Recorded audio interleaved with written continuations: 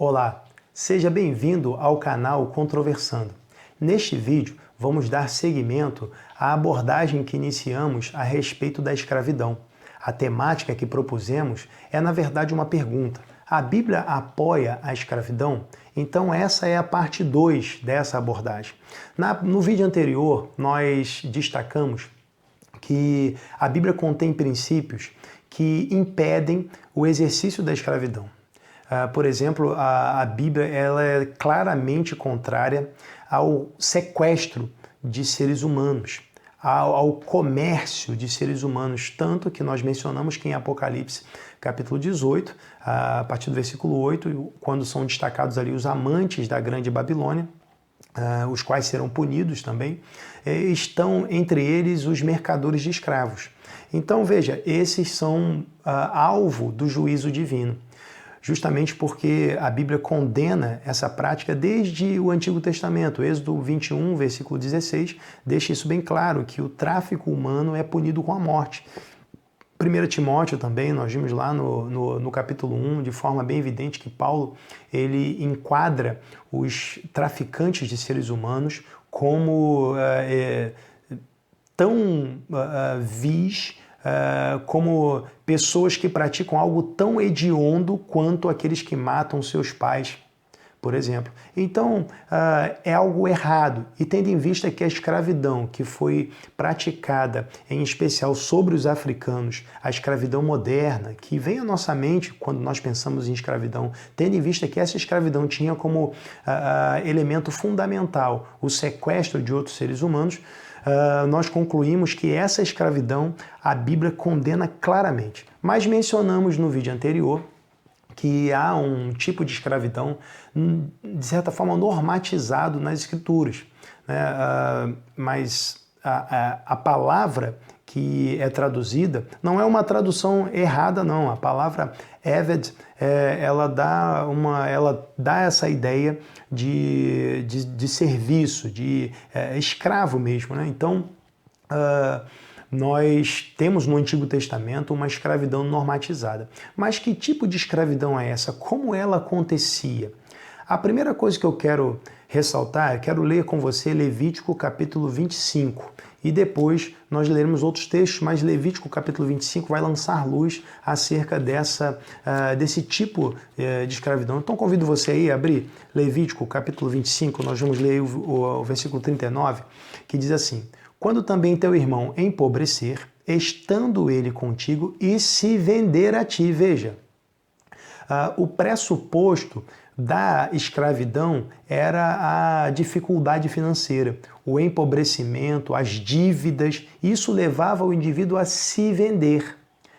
O termo traduzido aqui por essa expressão, se vender, é um termo hebraico que se encontra numa forma verbal chamada nifal. Essa forma verbal ela pode ser traduzida tanto na voz passiva quanto na voz reflexiva, dependendo do contexto.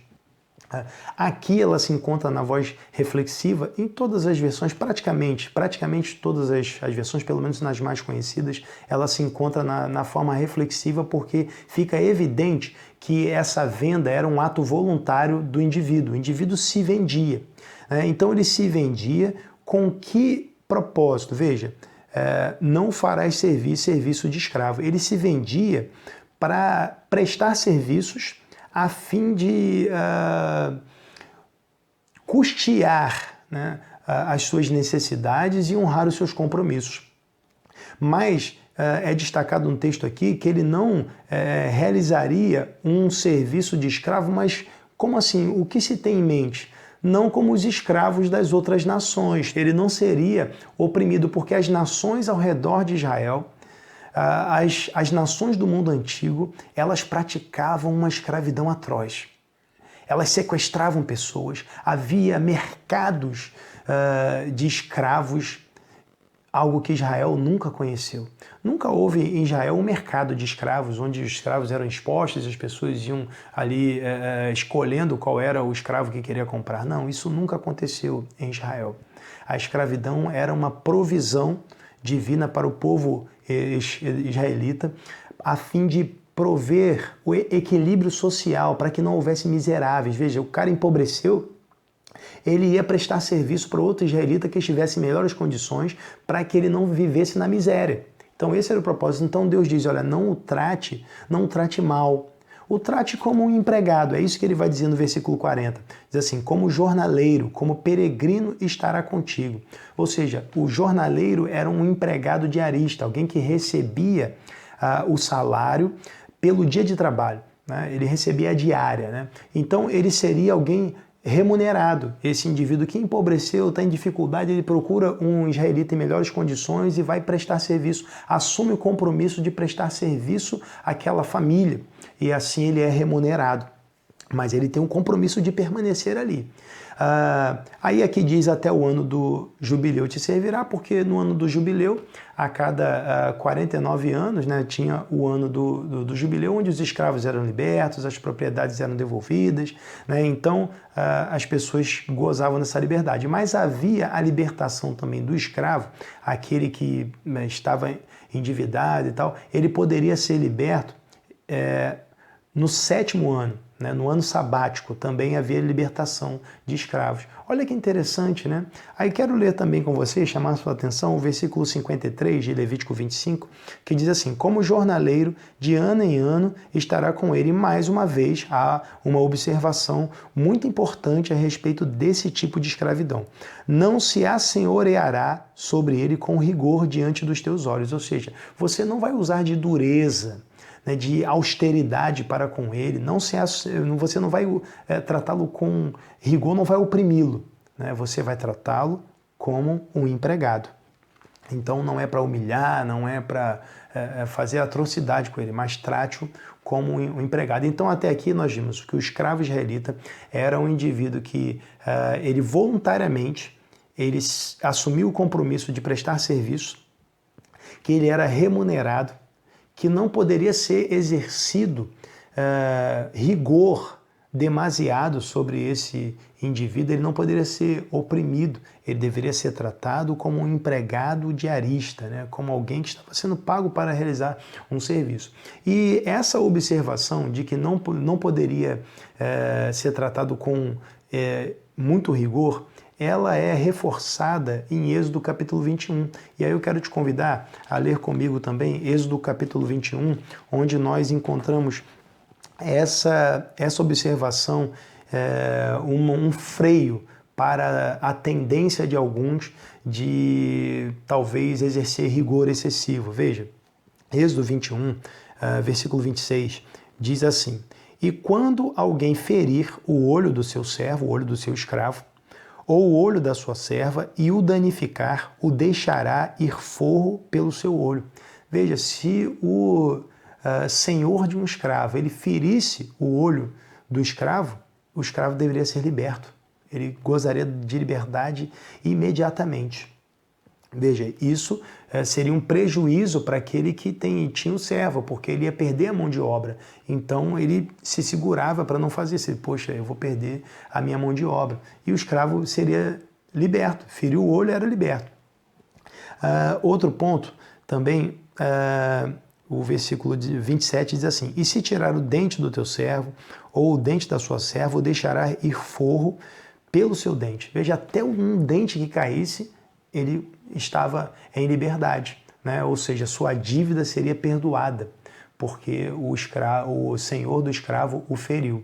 Isso é muito interessante. Essa lei, a lei veterotestamentária, ela estava muito à frente das leis de seu tempo, porque nas outras culturas da antiguidade, os escravos eram propriedade, era considerado como um bem material de fato. Mas dentro do povo de Israel a coisa não acontecia assim. E isso é muito importante para nós como cristãos, porque muitas acusações são feitas com base nessa ideia de que a escravidão israelita era como a escravidão dos outros povos da antiguidade. Algo totalmente errado. Mas há geralmente uma crítica a respeito da escravidão israelita, e essa crítica ela se baseia no versículo 20 de Êxodo capítulo 21, que diz assim, se alguém ferir a seu servo ou a sua serva com vara e morrerem debaixo da sua mão, certamente será castigado. Veja, se o indivíduo ferisse o escravo, né, com vara e o escravo morresse, então esse indivíduo seria punido, seria castigado. O interessante aqui é que o termo hebraico traduzido aqui como castigado é o hebraico nakam. Nakam, ele traz consigo a ideia da vingança. O senhor que feriu ao ponto de matar o seu escravo, ele seria objeto da vingança. Aí o texto não diz aqui qual seria esse castigo, essa vingança sobre ele, essa retribuição pelo seu ato. Há quem pense que essa retribuição seria determinada pelos juízes, como aparece aqui no versículo 22, quando fala acerca do ferimento de uma mulher grávida, que diz que os juízes iriam impor, né, ou seja, que os juízes receberiam ali, seriam testemunhas ou determinariam o pagamento de uma indenização ao marido da mulher, né? Então, aparentemente, os juízes estariam na gerência dessa punição. Essa punição não seria uma vingança particular, né? Mas uma retribuição. Mas qual era o princípio geral que os juízes deveriam aplicar para castigar esse indivíduo? Basta ler o contexto de Êxodo 21, versículo 12. Êxodo 21, versículo 12, diz assim: quem ferir alguém que morra, ele também certamente morrerá.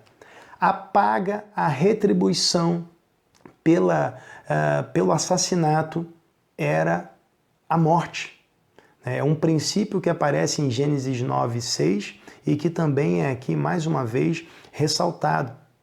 Esse princípio, ele com certeza deveria ser evocado, né? Isso nos faz pensar, né? O escravo israelita, ele era tratado como pessoa e não como um objeto, como uma coisa, porque a vida dele era preciosa, a vida dele não poderia ser perdida. Se fosse perdida, o indivíduo seria castigado, seria punido, haveria uma retribuição sobre ele, e a retribuição seria a ferida de morte, vida por vida. E esse é o princípio que é destacado mais à frente, né? Veja, no versículo 23, diz assim: mas se houver morte, então darás vida por vida, olho por olho, dente por dente, mão por mão, pé por pé. Veja, esse princípio, essa lei de talião, né, a lei da retribuição, ela aparece aqui. Eu acredito que esse princípio era considerado pelos juízes a punição daquele que feriu o servo ao ponto dele morrer. Eu acredito que era a morte. Mas há quem pense que há uma coisificação aqui do escravo, porque ao ler o versículo 21, alguns concluem que o escravo era menos que humano. Porque o versículo 21 diz assim: porém, se ficarem vivos, ou seja, se os servos que foram castigados com varada ficarem vivos por 1 ou 2 dias, não será castigado, porque é seu dinheiro. Então, o que eles concluem? Veja, é propriedade particular. Mas eu acredito que o que se tem em vista aqui não é o fato do escravo ser uma propriedade particular como um bem material. Mas o que se tem em vista aqui é o fato de que o Senhor, ele aqui dá-se ao Senhor o benefício da dúvida, né? Porque ele pode ter aplicado açoites, varadas, não com a intenção de matar. E, obviamente, ele não teria também a intenção de deixar o indivíduo ferido sem poder trabalhar, porque seria prejuízo para ele mesmo, era o seu dinheiro, seria prejuízo para ele mesmo. Então, de certa forma, ele já teria sido punido financeiramente. E como que a gente chega a essa conclusão? De onde que a gente tira isso? Quando a gente olha para os versículos anteriores e vê o caso de uma briga entre israelitas que acaba em morte, veja, versículo 18 de Êxodo 21, diz assim: e se alguns homens pelejarem, ferindo um ao outro com pedra ou com um punho, e este não morrer, mas cair na cama, veja, eles feriram um ao outro, mas não feriram de morte, como diz Êxodo 21, 12, mas caiu de cama. Veja o versículo 19: e se ele tornar a levantar-se e andar fora sobre o seu bordão, então aquele que o feriu será absolvido, assim como o senhor que feriu o escravo. Veja, 2 israelitas brigaram, eles são considerados igualmente pessoas, igualmente seres humanos, mas eles brigaram. Um feriu o outro ficou de cama, não morreu, então ele é absolvido. Mas há uma penalidade. Veja, a penalidade é financeira. Prosseguindo no versículo 19, diz assim: somente lhe pagará o tempo que perdera e o fará curar totalmente. Veja, ele ficaria responsável pelos cuidados, né, pela restauração, né, os cuidados com a saúde do indivíduo que ficou acamado, e pagaria ao indivíduo o valor pelo tempo, o valor correspondente ao tempo que ele ficou sem trabalhar. Já no caso do senhor do escravo, o tempo que o escravo fica sem trabalhar causa prejuízo ao senhor. Então, de certa forma, ele já está pagando essa multa que era devida quando o outro ficava de cama. Mas aí há um outro questionamento. As pessoas dizem assim: poxa, mas ele aparentemente o senhor era autorizado aqui a dar varada no seu servo. Então ele podia dispor da vida do servo. Veja, lembre-se do que nós vimos. Não podia ferir o olho, não podia ferir o dente. Veja, né? Há uma série de freios para essa violência. Né? Mas quanto às varadas, vale salientar que o livro de Provérbios, capítulo 23, vamos lá, Provérbios 23, eu vou mostrar para você, Provérbios 23. Provérbio 23, nós vamos verificar que aquilo que acontece com o escravo era algo que acontecia com o filho também. Veja, Provérbio 23, versículo 13 diz assim: não retires a disciplina da criança, porque fustigando-a com a vara, nem por isso morrerá. E o termo traduzido como vara aqui, o termo chevette mesmo, né? Lembra lá um carro antigo, né? Mas é um termo hebraico que é traduzido como cajado, como bordão, como vara. Esse mesmo termo é aplicado aqui, em Provérbios 23, 13. A vara era um instrumento para disciplina, para correção da criança. Veja, correção da criança, correção do filho. Também em Provérbios 13, versículo 24, nós vemos o seguinte: o que retém a sua vara aborrece a seu filho, mas o que o ama, a seu tempo o castiga. Veja, o castigo com a vara era um ato disciplinar que era visto não como um ato de crueldade, mas como uma expressão de amor. Então o escravo, sendo tratado como alguém da família, sendo tratado como um filho, e isso era muito comum. Escravos até eram considerados, no direito sucessório, na herança, se o indivíduo não tivesse filho. O servo herdava. Veja, o servo era alguém da família, era alguém tratado como um filho, e por conta disso também era alvo da correção. Mas para que essa correção não fosse demasiada, havia os mecanismos que existem em Êxodo capítulo 21. E é importante nós termos isso em mente. Tá? Aqueles mecanismos eram para proteção do servo, para que o Senhor não abusasse. A vara era para correção, não para espancamento. Então, para que não houvesse abuso, havia essa prescrição legal. Veja, então fica evidente que não há ali uma normatização da crueldade. Tá? Não há em Êxodo uma normatização. O escravo, ele era uma pessoa, a vida dele era preciosa, tanto que o indivíduo que o matasse deveria ser punido. Irmãos, os escravos tinham direito naquele tempo. Veja, olha que coisa interessante, eles tinham direitos. E Jó deixa isso muito claro, lá em Jó, no capítulo 31, Jó no versículo 13, ele diz assim: se desprezei o direito do meu servo ou da minha serva, quando eles contendiam comigo, então o que faria eu quando Deus se levantasse? E inquirindo a causa, que lhe responderia? Veja, o desprezo pelo direito do escravo deveria ser alvo da inquirição divina. O indivíduo deveria responder diante de Deus se desprezasse o direito do escravo, se tratasse o escravo como menos do que humano. Veja, isso é muito interessante. Isso provoca uma reflexão. Mas nós vamos parar por aqui. Porque, embora o assunto seja muito interessante, embora nós precisemos trabalhar outros aspectos, nós vamos deixar isso para a terceira parte. dessa série de vídeos a respeito dessa temática. A Bíblia apoia a escravidão, mas até aqui nós vemos que muito daquilo que ouvimos não faz sentido, não se fundamenta, não se justifica nas Escrituras.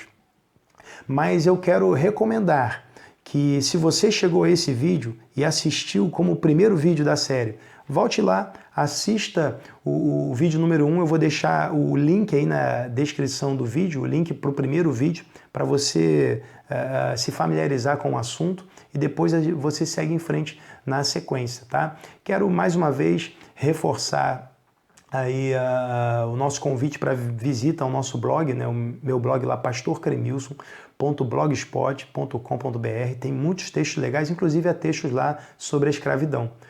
Sobre essa temática tem vários textos lá, procura lá, vai procurando nas abas que você vai encontrar. Recomendo mais uma vez também o meu livro. Eu escrevi um livro a respeito dessa dúvida que permeia a mente de muitos cristãos, se o cristão pode consumir álcool ou não. E nesse livro eu apresento ali as duas principais vertentes, né, desse debate, os dois lados da controvérsia, eles se digladiam ao longo do texto. É muito legal, né, porque você dá voz aos dois lados. É importante ouvir os dois lados, né? O que diz que pode, o que diz que não pode.